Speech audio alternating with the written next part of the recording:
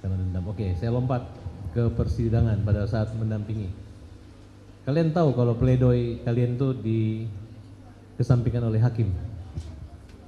Pembelaannya saya tahu. Ya. tahu ya, berarti samanya terjun bebas. Ya, saya keluarga menghadirkan saksi si Irfan yang punya bengkel dan beberapa teman yang lainnya, tapi diabaikan sama hakim sama ya pokoknya sama yang di dalam diabaikan semua.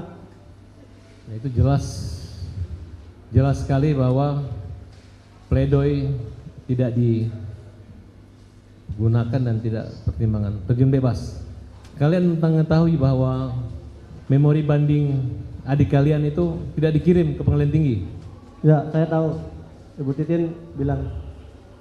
Ya, makanya kami minta kalian sampaikan seterang-terangnya di sini.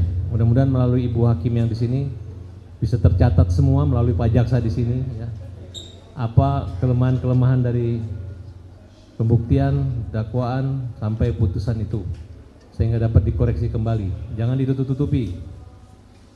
Kemudian apakah di pengadilan kalian mendapat satu yang namanya perlindungan, kemerdekaan, kebebasan dengan cara mungkin perlakuan adanya penangguhan penahanan satu, mungkin juga selama proses 1 tahun adanya keluar demi hukum, tahanan bebas demi hukum gitu.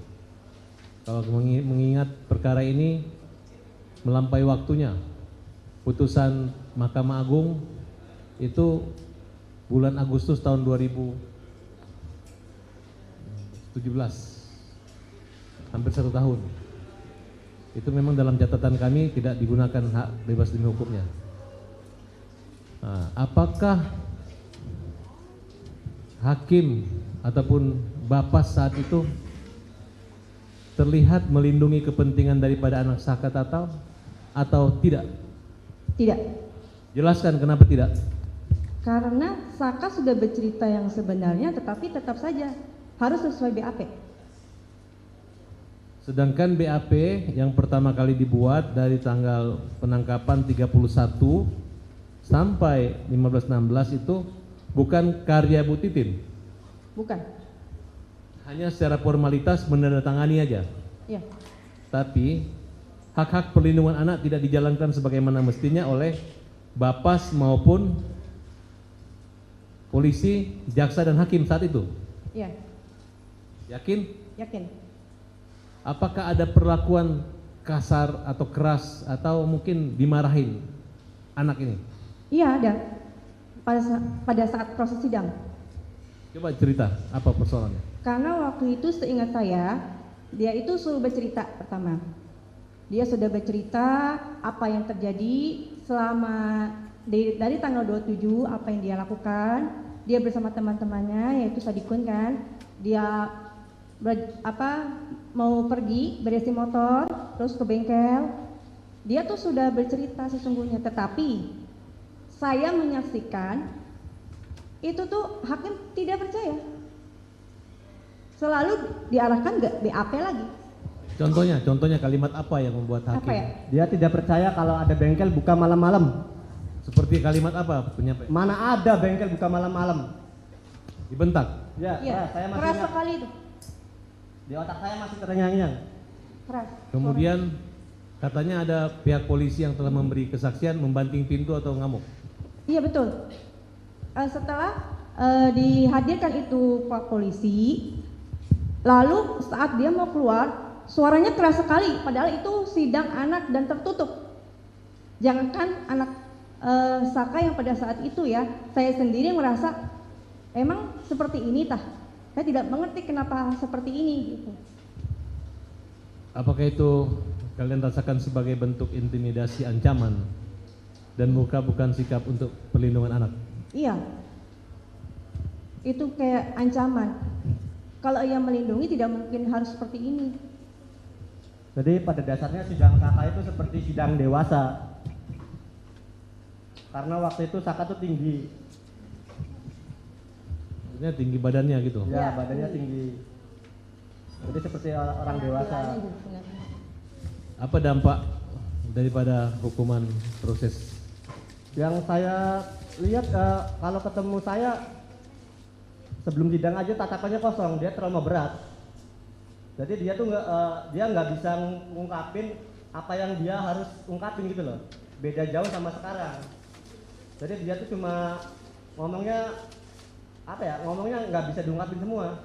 Ngomongnya sepotong-sepotong, paling kayak disuruh ngaku, kayak gini. Jadi dia tuh nggak sedetail yang sekarang. Baik, mungkin itu aja dari saya. Silakan. Dilanjut. Jadi ketika Saka ditangkap, lalu berapa hari baru bisa bertemunya? Kurang lebih 1 mingguan. 1 mingguan ketemu Ya, kurang dengan lebih 1 Saka. mingguan kurang lebih. Terus apa yang diceritakan Saka ketika bertemu sama Selis dan Jaka? Susah, keluarga susah komunikasi. Dulu susah. Enggak kan udah ketemu nih? Iya. Iya, Ketemu? Iya, udah ketemu. Terus ngomong apa? Saka tuh ngomong apa? dia ngomong jujur. Jujur, Iya. dia tidak melakukan. yang seperti dituduhkan. Disuruh apa dia? Disuruh ngaku apa? Dia disuruh mengakui. Ngakui. Iya, maksudnya mengalami apa aja dia? Dia seperti dipukul, tapi dia bilangnya nggak detail kayak sekarang, dipukul, disetrum, dia pokoknya tidak dimanusiawikan lah. Takut. Ya, dia ketakutan. Jadi beda, tatapannya aja kosong. Terus? Ya makanya dari pihak keluarga aja susah komunikasi, apalagi dengan Ibu Titin.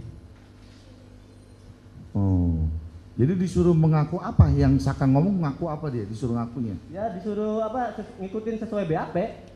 Padahal waktu itu saya keluarga udah menghadirkan teman-teman saya yang waktu malam itu ke bengkel, dari Mang Heri, dari Irfan, dari Sadikun, dari teman-teman lainnya. Tapi hakim itu selalu hakim jaksa. Bukan, waktu masih di polisi. Saka bilangnya disuruh ngakunya apa dia? Kalau disuruh ngaku saya waktu itu kurang tahu. Jadi yang pas saya tahu itu pas mulai di persidangan. Oh, belum cerita dia. Ya waktu di polisi, Oh. waktu di Polres Cirebon susah komunikasi. Oke. Lalu lanjut waktu di persidangan.